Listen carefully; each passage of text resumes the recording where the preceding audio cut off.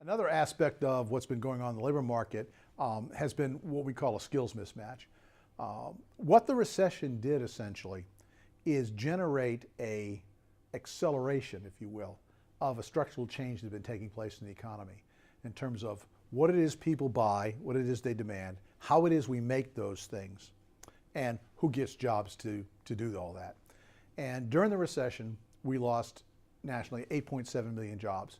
Roughly half of those jobs we lost in two sectors, construction and manufacturing. And those jobs were primarily blue-collar jobs, high school education.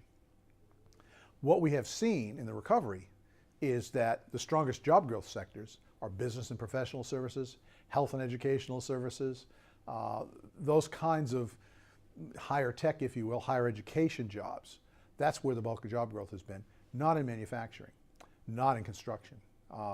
And we lost over 4 million, 4.3 million jobs in construction and manufacturing. We've probably got about 600,000 of those back. So there's still 3.5 million people that lost their jobs in those industries that don't have work. And those 3.5 million people don't have the job skills to get jobs in the areas that are growing and have been growing for the last 4 years.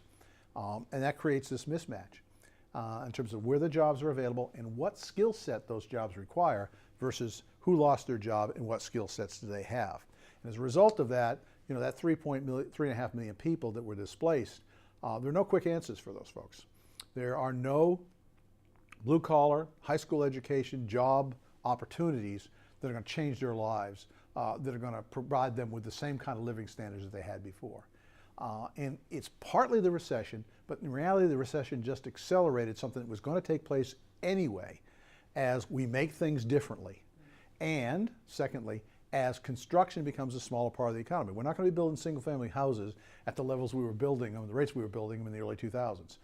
As the housing market comes back, and that's an important part of the economic picture in 2013, but as that housing market comes back, it's not going to come back to the levels it was in 2004, 5, and 6. It's going to come back to the levels it was in 98, 99, 2000, which are much lower. And so even though we'll start to see an improvement in construction jobs this year, it's not going to be dramatic. It's not going to replace the 2 million jobs we lost in that sector during the Great Recession.